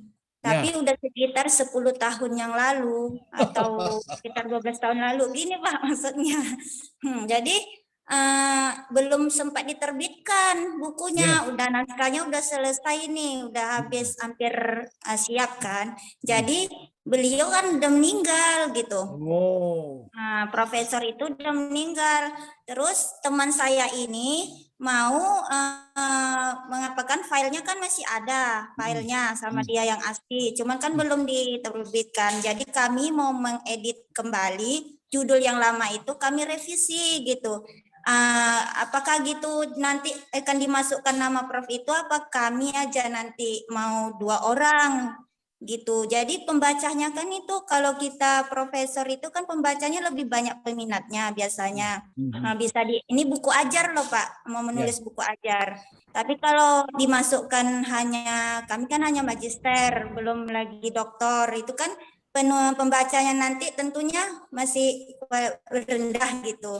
Gimana sebaiknya menurut Bapak? Ya gini aja Bu, Ibu Cahaya bijak aja lah Bu. Nama profesor itu masukin juga. Nama ibu masukin juga aja, semua masuk. Jadi nggak kontroversial dia. Nah, fungsi nama profesor itu untuk menarik kata ibu tadi. Tapi kan nama ibu sebenarnya yang bekerja di situ kan orang tahu, orang profesor itu udah almarhum kan. Jadi masukin aja nama itu semua Bu sebagai tim. Nggak apa-apa. Nggak apa-apa. Jadi nggak apa-apa, masukin aja semua. Jadi diedit ulang Ibu. Nama profesor itu masukkan gitu ya. Nanti bisa juga kita buat kurung buka ALM almarhum. Nah, kalau udah jadi Bu edit semua kirim ke saya terbitkan nanti Bu. Nanti kita soal itu. Ya, biar Ibu, maksud saya biar Ibu termotivasi gitu ya. Oke, baik Pak. Terima kasih Pak. Itu saja ya Pak. Nah, gini ini saya tambahin dikit. Ya, misalnya saya tambahin dikit ya. Dulu saya ini Bu menerbitkan banyak naskah pidato-pidato pengukuhan guru besar UGM, semua hukum ya, Unpad, UII, saya kumpulkan, saya terbitkan. Nah, tetapi di antara guru besar itu kan ada yang almarhum juga. Kesulitan saya izin dengan keluarganya, gitu. Nah, akhirnya ya terbit juga Bu, ada beberapa pidato pengukuhan guru besar itu dan banyak orang butuh ya. Guru besar itu kan penasaran ini tentang apa dulu gitu. Nah, kalau dia bisa baca di situ kan dia ketemu di situ. Jadi ya masukin aja Bu, kayak Ibu tadi itu. Saya kira gitu. Ya. Oh, gini Pak, ini sebenarnya kan ini kan udah berlangsung Zoom ini, tapi kemarin karena ada kegiatan saya, jadi saya baru masuknya tadi ya kan Pak. Ya. Boleh nanti saya kan nggak mengikuti sebelumnya belum gitu kan Pak. Jadi bolehlah saya nanti minta nomor Bapak langsung atau gimana gitu. Bisa Bu. Itu kan Mas Abid kan ada lengkap data saya. Saya kan baru masuk, jadi saya belum paham dari awal, baru tadi email saya masuk. Ibu Sadia juga ada itu data saya itu. Minta aja itu, saya open aja ya Bu. Jadi saya memotivasi Ibu, buku itu diedit ulang, kirim ke saya anukan nanti, saya bantu. Oke Pak, terima kasih banyak Pak ya. Ya. Assalamualaikum. Waalaikumsalam warahmatullahi wabarakatuh. Siap. Wah, ini Ibu Cahaya nih sudah dibukakan pintu nih Bu, tinggal masuk aja Bu. Luar biasa memang narasumber kita hari ini Pak Samirin. Ya Pak, ini ada pertanyaan dalam kolom chat nih Pak, dari Pak Umil Muhsinin menanya, ya Ibu ya maaf Ibu Umil Muhsinin yang menanyakan bagaimana cara membuat hasil pengabdian atau penelitian dalam bentuk monograf. Ya ini betul ini. Sangat menarik ini pertanyaan. Silakan Pak. Ya, sebetulnya sama ya Bu, monograf itu hasil penelitian dibukukan ya, cuman sepemahaman saya ya, monograf itu memang apa namanya, inti-intinya aja gitu ya, inti-intinya. Tapi kalaupun misalnya dimuat secara utuh pun nggak apa-apa. Jadi monograf itu juga buku, Bu. Buku hasil penelitian misalnya. Jadi biar penelitian kita itu tidak hilang, terbuang begitu saja, biasanya ya itu ditampung di LPPM-nya atau di perpustakaannya agar orang bisa mendapatkan informasi tentang itu. Kenapa dibentukkan monograf ya? Karena kalau dia apa ya? Kalau dia tidak diekspos, diterbitkan kan hilang begitu aja kan sayang gitu loh. Nah, jadi kalau dia masuk monograf itu bisa jadi referensi orang juga tentang hasil penelitian dia itu. Nah, jadi gitu. Nah, oleh karena itu biasanya memang monograf, namanya juga mono ya. Mono itu dia satu isu gitu ya. Bukan multigraf. Mono satu isu. Misalnya tentang apa? Fikih. Nah, tentang fikih pun kan banyak. Fikih apa? Misalnya fikih tentang merokok, ya satu itu monografnya gitu. Nah, ini untuk jadi referensi orang sama. Jadi sebetulnya monograf itu juga buku ya. Cuman dia menyangkut satu isu gitu ya. Apalagi kalau hasil penelitiannya itu penting ya. Apa namanya? Dan kadang-kadang ya Bu ya, buku monograf tuh bisa jadi materi pembelajaran, bisa juga jadi buku ajar ya. Saya lihat di tempat saya juga ada beberapa orang yang menggunakan monograf itu gitu ya. Bahkan dia mengubah bukan monograf tapi modul. Ya. Modul ini. Jadi ini misalnya saya ini. Nah, ini saya punya modul ya. Nah, ini sama monograf tapi modul gitu. Nah, jadi nggak apa-apa itu diterbitkan ya, biasanya memang perpustakaan atau LPPM untuk menerbitkan itu gitu, agar apa, agar hasil penelitian itu nggak sia-sia gitu ya. Nah, gitu. Oke gitu Bu Sadia. Baik, karena jika tidak salah saya ingat memang tahun lalu itu salah satu output dari penelitian itu adalah monograf memang sih Pak. Mungkin pertanyaan ini terkait dengan itu. Ya. Lalu ini ada pertanyaan titipan ini Pak. Silakan. Iya, jadi idealnya buku itu berapa halaman Pak? Ini kan kadang kita menuliskan ini, apakah takut nanti terlalu sedikit, nanti setelah di layout menjadi sedikit, gitu Pak. Jadi kurang lebih berapa halaman? Idealnya kurang lebih 200 halaman ya. Tapi itu dengan ukuran standar UNESCO. Standar UNESCO itu 16 kali 23. Bukunya agak bukan kecil kayak A4 itu, lebih besar sedikit. Di standar UNESCO. Jadi kurang lebih 200. Jadi kalau Ibu menulis 2 spasi dalam bentuk katakanlah kayak tesis atau skripsi ya kurang lebih 220 halaman. Itu. Naskah bakunya ya. Naskah belum jadinya. Jadi kalau naskah jadi nanti sekitar 200 halaman. Kurang lebih itu. Kalau kurang dari itu biasanya agak tipis. Kurang tebal. Gitu. Sekitar itu, Bu. Ya, karena kalau tidak salah juga persyaratan buku juga yang harus ini standar UNESCO ya Pak ya sekarang ini ya. Untuk kalau standar itu ya. Untuk kepangkatan itu. Ya. Jadi ukuran ya ISBN itu standarnya tuh. Baik Bapak Ibu sekalian, boleh silakan, kita masih ada waktu kurang lebih 30 menit lagi. Nah, masih bisa Bapak Ibu untuk berdiskusi dengan Pak Sabirin. Silahkan Bapak Ibu. Tadi ada yang sempat unmute tadi Ibu Badariah sepertinya. Bu Badariah, tadi sempat unmute. Silakan Bapak Ibu.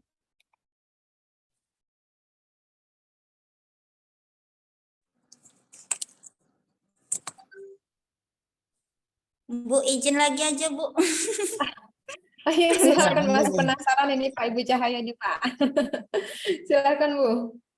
Itu Pak, saya mau tahu Pak, Ya. kalau buku ajar, kalau buku apa itu kalau untuk mendapatkan kumnya untuk ke pangkat itu bersekitar berapa tahun gitu Pak berlakunya biasanya?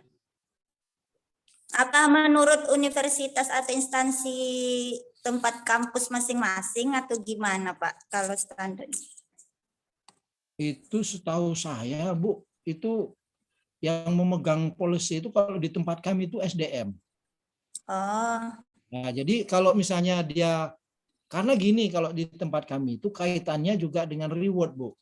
Jadi buku ajar gitu ya, itu nanti dimasukkan ke SDM untuk dinilai oleh mereka. Kalau misalnya diperlukan untuk kum dimasukkan di tahun itu juga, tapi diberi reward. Nggak tahu di tempat Ibu di UI Jambi diberi reward nggak itu. Kalau di tempat kami itu lumayan Bu, satu halaman itu antara 500 perak ya. Nah, kalau 200 kan 5 kali 200 gitu. Berarti ya dapatlah sekitar sejuta, 2 juta gitu. Honorar kan nggak terlalu besar juga itu, tapi saya kira stimulan penting ya. Itu di tempat kami begitu Bu, ada rewardnya juga, diberi reward ya. Gitu. oh gitu Pak. Oke baik Pak, makasih Pak. Berarti beda-beda ya kan Pak tempatnya gitu. Ya, tapi walaupun beda tuh ambil yang baik-baik aja. Jadi kalau ada tempat kami reward, tempat Ibu juga harusnya rektor atau dekan dengar, oh ini diberi reward nih gitu. Oh iya, saling harus pandai mendapatkan berita berarti ya Pak. Iya. Kan yang Oke baik-baik Pak. kan, Bu, jangan yang jelek-jelek gitu. Iya, Orang jelek udah lagi nulis akan ya jelek kan, itu. orang udah Iya. nulis, masa nggak dihargai gitu loh. Iya Pak, betul betul. Makasih banyak ya Pak. Nanti bolehlah nomor Bapak ya. Sama siapa saya dapatkan Pak? Itu Ibu Saidia atau Pak Mas Abid itu ada itu. Oh, Iya. kasih ya Pak. Ya Bu, ya Bu. Iya, baik. Nanti mungkin masalah reward dan sebagainya ini bisa pihak LPPM apa yang menjadi bahan catatan lah. Dan mungkin nanti di akhir Mas Habib juga bisa memberikan beberapa penjelasan terkait reward ini. Karena memang ini sih Pak, tahun lalu itu sebenarnya kita menganggarkan reward untuk para penulis, apalagi penulis-penulis yang bisa jurnalnya terbit di Scopus ataupun jurnal-jurnal yang terbit di ini, diterbit di apa namanya di nasional. Nah, mudah-mudahan nanti kalau ini bisa jadi catatan juga untuk tahun-tahun ke depan kan, nanti bisa diupayakan lagi pihak LP2M untuk memberikan reward kepada dosen-dosen yang menerbitkan buku dan juga tulisan-tulisan artikel di inilah jurnal-jurnal internasional dan nasional. Mungkin untuk selanjutnya silakan Bapak Ibu dosen yang masih ini stay tune. Ya. Persilahkan. Ini Bu Nisaul ini sepertinya masih mau lanjut ya Ibu Nisaul. Monggo Bu. Oh, di sini juga ada Pak Rasito ini. Pak Rasito bergabung juga ini. Pak Rasito, bisa terhubung Pak Rasito audionya?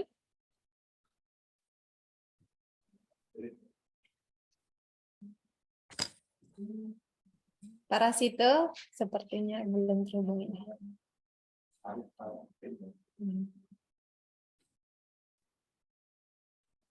Oh, Bu Nasiul, Ada. koneksinya nggak stabil katanya, dia keluar tuh.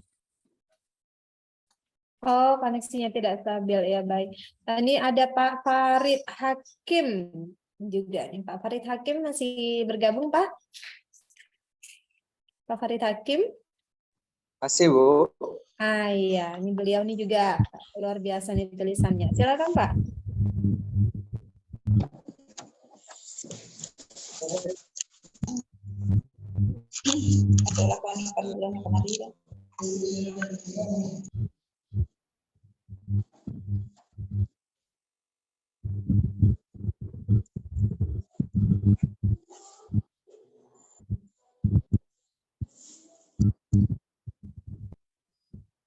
Siapa? Mungkin silakan kalau ada yang masih ini.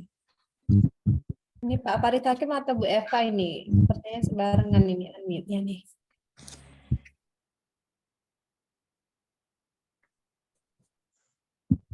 Atau Ibu Eva Gusmira? Iya, Bu Eva juga unmute ini. Bu Eva?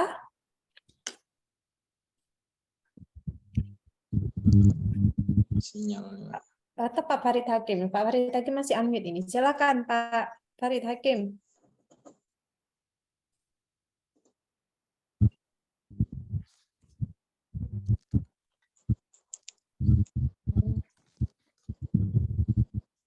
Pak Farid Hakim.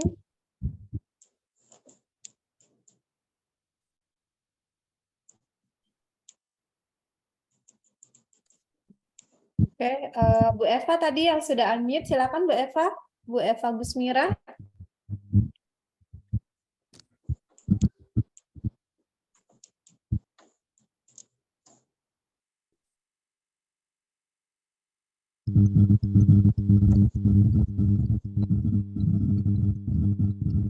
Sinyalnya, oh ya, sinyal Pak Farid Hakim terganggu ini. Oh ya. Oke. Ya. Boleh mungkin di kolom chat Pak Farid, nggak apa-apa. Oh, Bu Nisa juga sinyalnya terganggu.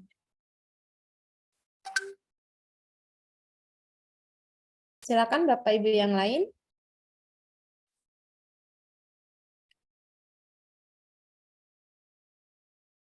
Sambil kita menunggu mungkin Pak Farid Hakim dan Ibu ini.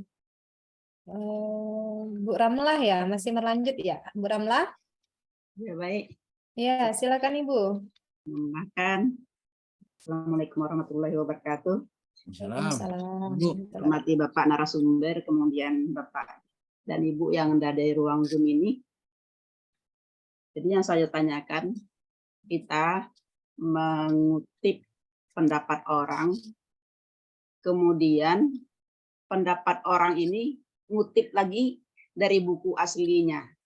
Nah, jadi pertanyaannya, apakah kita mengutip pada orang kedua atau menyebutkan yang pertama, mana baiknya gitu. Oh, Bu, kalau biasanya ya lebih baik ngutip yang pertama, Bu. Karena gini, kadang-kadang pengutipan tuh yang kedua bisa bias. Apalagi yang ketiga dan seterusnya. Jadi lebih baik ngutip yang pertama gitu ya. Cuman kalau memang yang pertama tidak ditemukan, ya nggak apa-apa. Jadi misalnya menurut Bapak Wahyudi Buska dalam buku apa, nah nggak apa-apa begitu. Karena memang nggak menemukan buku yang pertama. Tapi kalau memang misalnya ada buku pertamanya gitu ya, lebih baik buku yang pertama, buku yang sumbernya itu yang asli lah istilahnya begitu, Bu. Gitu. Biasanya begitu. Kemudian bahasanya nggak dirubah Pak ya dengan bahasa kita sendiri. Tergantung itu, Bu. Kalau Ibu misalnya perlu membahasakannya dengan bahasa Ibu sendiri ya tentu dirubah. Tapi kalau mengutip apa adanya kan ada kutipan asli itu. Iya. Nah, biasa kan kalau kita menulis di jurnal atau tesis skripsi kan gitu ya, mengutip asli, tanda petik apa. Tapi kalau masuk dibahasakan sendiri, dinarasikan versi kita kan juga nggak apa-apa gitu kan.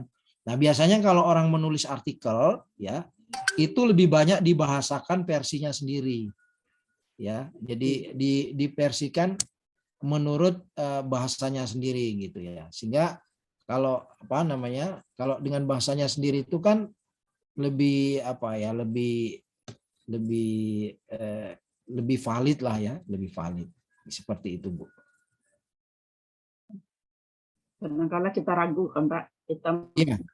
menulis gitu apa yang pertama, kalau yang pertama sumber aslinya nggak ketemu, jadi seolah-olah ada dalam hati kita ini saya ini plagiat ya gitu. Itu pikiran kita menulisnya. Baik Pak, terima kasih banyak. Assalamualaikum. Salam. Baik, Bapak Ibu, tadi pengutipan ini ya, Pak ya. Saya juga sering menemukan kendala itu ketika melakukan dalam pengutipan itu. terkadang ketika kita menelusuri sumber aslinya itu tahun 90-an, sedangkan tulisan itu sekarang harus 10 tahun terakhir gitu. Apalagi Ya, kalau kita mau ini apa ya, mau nebitin artikel di jurnal-jurnal tertentu, mereka harus 10 tahun terakhir. Sedangkan betul. sumber-sumber utama yang mau kita ambil itu tahun 90-an. Itu seringkali menemukan hal seperti itu nih Pak. Ini benar lah tadi. Jadi saya juga ingin melanjutkan. Jadi bagaimana mensiasati hal-hal seperti ini. Di sisi lain kita mau mengambil idealnya tulisan dari sumber utama, tapi di sisi lain tuntutan dari jurnal-jurnal yang kita tuju biasanya harus 10 tahun terakhir. Ini bagaimana nih Pak? Ya, saya sebetulnya termasuk orang yang nggak setuju ya kriteria 10 tahun terakhir, 5 tahun terakhir itu sebetulnya saya nggak setuju. Tetapi ya itu kenyataannya banyak jurnal itu memberi kebijakan redaksional seperti itu. Nah, kalau saran saya sih nggak apa-apa diambil yang terakhir karena harus memenuhi syarat 10 tahun terakhir kan. Kalau yang lama kan jadinya kan dianggap terlalu kuno gitu ya. Jadi ya mau tak mau mengutip sumber yang terakhir lah gitu. Nah, yang nggak apa-apa aja Bu, karena itu mau tak mau gitu kan kita nggak punya pilihan karena persyaratannya seperti itu ya. Persyaratannya harus menyertakan yang 10 tahun terakhir tadi gitu ya. Yaudah itu aja yang dikutip ya. Jangan mengutip yang lama tadi karena yang lama kan dianggap kuno ya, dianggap lebih dari 10 tahun gitu. Ya itu aja lah dipilih. Jadi ya ya mengikuti aturan karena biasanya istilahnya template itu kan harus diikuti ya kemauan pihak pihak penentu kebijakan di jurnal itu kayak gitu Bu. Oke, ada yang lain lagi?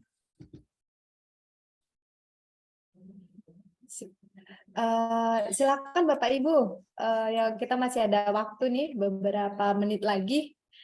Mungkin ini juga Pak, saya ingin bertanya ini contoh buku yang berstandar, yang bagus, yang bisa kita tirulah dalam menerbitkan buku-buku ilmiah. Mungkin Bapak bisa menjelasin buku-buku siapa saja yang bisa inilah kami jadiin rujukan contoh penulisan buku-buku yang baik untuk di tataran perguruan tinggi.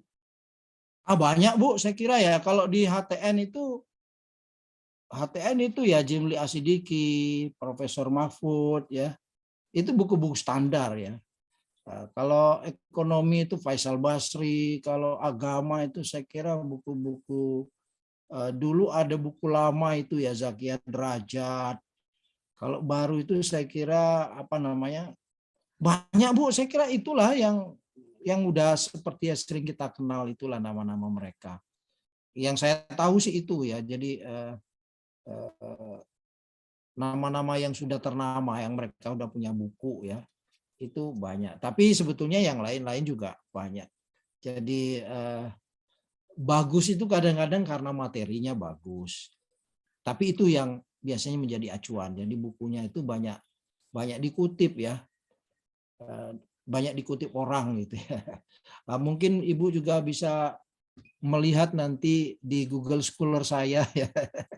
Di internet saya tuh termasuk yang dikutip tinggi di Google Scholar saya. Di kampus itu saya itu teratas untuk pengutipan itu. Nah, pengutipan itu maknanya tulisan kita itu ya diakuin orang kan begitu Bu.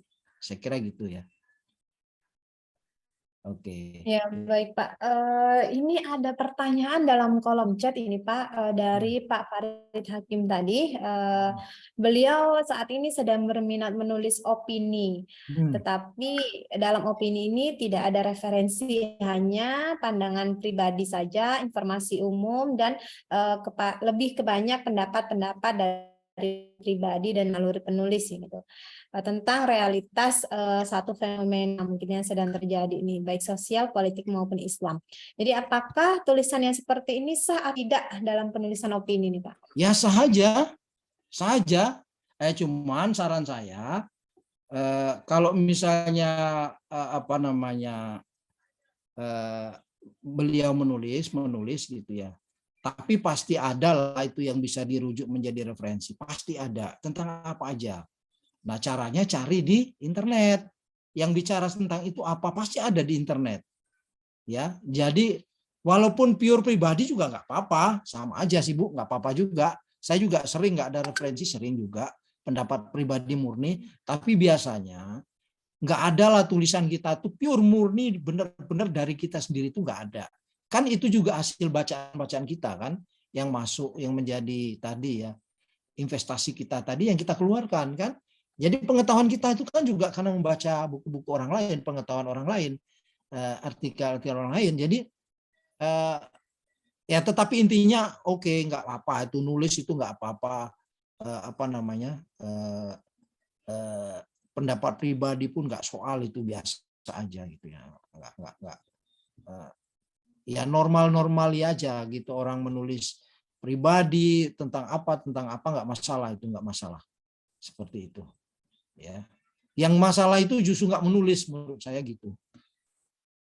Jadi kita punya kemampuan menulis tapi nggak mau menulis, itu yang jadi masalah tuh gitu saya kira. Oke, masih ada? Silakan. Silakan Bapak Ibu. Kita Nah, masih ada waktu sekitar 15 menit lagi. Dipersilakan kepada Bapak Ibu yang masih ingin menuangkan pemikirannya dalam buku ataupun artikel. Ini mungkin juga sambil menunggu ya Pak ya. ya. Saya sekarang ini sedang ada persiapan menulis. Sudah dapat bahannya tapi sepertinya tidak begitu fokus. Karena ini terkait dengan ini juga ada kegiatan mahasiswa KKN dan kebetulan saya juga DPL-nya. Sayang kalau tidak menghasilkan tulisan dari kegiatan-kegiatan di sana. Dan kebetulan juga saya melakukan pembinaan di sekolah. Ada beberapa sekolah di desa tersebut. Jadi ada poin pendidikan, ada juga keagamaan, dan informasi yang terbaru juga di sana ada salah satu makam syekh yang belum terpublis, dan itu juga mungkin akan kami angkat nanti dari bahan tulisan. Jadi saya masih kayak bingung nih mau arahnya gimana, sistematiknya seperti apa. Mohon pengarahannya nih Pak. Ya Bu Sadia, jadi gini loh, tadi kan saya bilang ya, menulis buku itu harus punya kerangka ya, harus punya outline. Jadi kerangka itu kita ingin menggambarkan apa dalam buku itu gitu ya. Nah, dari kalau kita sudah dapat judul tadi ya, kita bikin kerangka, kira-kira bab 1 urutannya apa, bab 2 apa, bab 3 apa, bab 4 apa. Sehingga sistematis dia. Sehingga intinya tuh semua tercover. Misalnya KKN tadi ya. KKN kan dimulai dari misalnya penjelasan tentang apa itu AKN, kita mau kemana gitu. Nah, lalu urutkan begitu masuk di lokasi KKN. Nah, di KKN itu ternyata ditemukan apa-apaan, itu kan bisa diuraikan Bu dengan sistematis sampai akhir. Nah, termasuk misalnya potensi yang ada di tempat KKN. Misalnya itu bab intinya ya, bab 3 misalnya. Potensi di KKN itu misalnya ada makam syekh yang belum terekspos. Padahal syekh ini misalnya punya sejarah sejarah mitos apalah yang panjang ya, banyak disebut orang tapi orang nggak tahu bahwa itu ada di daerah itu. Nah, mungkin dilihat dari sisi lain juga ya. Kalau itu diketahui mungkin itu bisa menjadi destinasi wisata gitu misalnya ya. Nah, jadi bisa disarankan di situ misalnya Pemda harus mengembangkan lebih jauh ya daerah itu gitu ya, agar bisa menjadi perhatian publik. Ya, jadi kerangka itu Bu. Ibu buat kerangka ya, bab 1 itu biasanya kan pengantar ya. Nah, bab 2 itu apalah, itu mungkin deskripsi wilayah bisa, bab 3 intinya gitu. Pembahasan yang perlu dimasukkan, lalu bab 4-nya penutup. Ya sama lah kalau kita menulis karya ilmiah umum itu. Jadi kerangka ya, buat outline-nya agar tulisan kita itu bisa sistematis ya, urut ya. Jadi kalau menulis itu jadi nggak bingung gitu kalau udah dibuat kerangka itu gitu. Jadi bab 1 tuh poinnya apa aja yang akan kita buat itu, A B C D E dan seterusnya gitu. Nah, jadi itu yang yang saya sarankan gitu ya. Seperti itu, Bu. Ya baik Pak, sudah tergambarkan saat ini. Ini Bu Nur Cahyati, lanjut ya Bu ya. Silakan Ibu, masih ada waktu Bu, Sore silakan. Bu ya. Pak, Ya. izin Pak bertanya, bagaimana jika kita membuat suatu penelitian, kemudian dari penelitian itu kita publikasikan, kita keluarkan 2 buku, tapi yang kita teliti ini lain gitu Pak. Maksudnya belum ada referensinya gitu. Misalnya kita mau meneliti suatu keberagaman budaya yang ada di suatu tempat, kita kaitan pendidikan, tapi di lapangan kita belum menemukan referensinya masih wawancara saja gitu Pak, nggak tertuang di dalam jurnal atau di dalam buku, di koran atau media lainnya. Nah, jadi kita untuk menguatkan isi buku tersebut dengan referensi itu bagaimana ya Pak? Kalau kita tidak menemukan sumbernya, narasumbernya itu hanya orang-orang terdekat saja, kemudian terumbu-terumbunya, kemudian dari keluarga-keluarganya, itu saja Pak. Bagaimana kita menguatkan jika kita membuat publikasi atau buku tersebut? Mohon arahannya Pak Sobiri. Ya sama kayak tadi Bu. Kalau misalnya Ibu membahas tentang apa ya kalau butuh referensi ya bisa dicari sebetulnya. Referensi itu kan sebetulnya penguat argumentasi Bu, penguat isi buku kita gitu ya. Jadi jangan sampai kalau misalnya ditanya orang gitu ya, kok tidak mendalam gitu. Nah, untuk lebih mendalam itu maka perlu diberi referensi, kan gitu kan. Nah, jadi saya kira ya kalau belum referensinya nggak ada, ya dicarikan dulu Bu, dicarikan pasti ada itu. Karena orang sebelumnya pernah menulis soal itu gitu. Saya pengalaman saya apapun ya, biasanya orang itu pernah menulis gitu tentang itu referensinya. Nah, jadi jangan khawatir seolah-olah itu benar-benar nggak ada. Kadang-kadang itu lebih karena keterbatasan kita karena kita minim membaca atau malas membaca. Nah, jadi referensi itu biasanya ada saja. Ya, yang penting kita harus giat ya memanfaatkan misalnya internet gitu atau buku-buku lain ya yang kaitan dengan pendukung referensi itu ya. Jadi pengalaman saya banyak ditemukan Bu, ada aja bahkan kadang-kadang banyak hal-hal baru ya yang kita temukan. Berarti selama ini saya cuman kurang pengetahuan gitu. Oh, ternyata masalah ini pernah dibahas di mana kayak gitu Bu. Jadi ya Ibu harus banyak browsing ya. Harus cari-cari gitu ya. Informasi-informasi untuk memasukkan referensi, menambah referensi yang sekiranya diperlukan untuk itu, Bu. Saya kira itu yang perlu saya sampaikan gitu. Baik, terima kasih ya Pak. Berarti kalau kita sudah kita cari, nggak sama seperti itu, tapi di jurnal lainnya dia bersinggungan, nggak masalah kan Pak? Kita referensi itu. Ya nggak apa-apa, ya kan yang mirip-mirip kan juga ada Bu. Yang mirip-mirip ada, ya nggak apa-apa. Baik, makasih ya Pak. Bolehlah Pak, nanti saya Bu Sodia juga minta nomor WA Bu Sodia. Pak siap Bu, Sobirin, lanjut. Ya, siap Bu. Bisa di-chat Bu Sodia, nomor WA aja. Iya, nanti. Oke. Baik. Terima kasih ya Bu Baik, ya. Assalamualaikum warahmatullahi wabarakatuh. Baik Bapak Ibu sekalian, kita masih ada waktu 10 menit lagi. Masih bisa satu penanya lain dia. Ini mumpung Pak Sabirin ada bersama di hadapan kita nih. Meskipun hanya online ya Pak ya, tapi maksud dan esensinya tersampaikan. Ya. Baik Bapak Ibu, silahkan satu penanya lagi 10 menit terakhir ini. Sepertinya Ibu Ramlah ini. Ya, saya Silakan Ibu. menambahkan Pak narasumber. Ya Bu. Setelah kita dengar beberapa cara-cara tadi, Tapi yang terakhir ini Pak, bagaimana kita menghalau musuh malas dalam menulis? Kiat-kiatnya itu apa Pak dalam menggunakan waktu? Kadang-kala waktu ada, tapi badan udah lelah karena aktivitas yang lain. Mungkin itu Pak. Ya. Terima kasih Pak.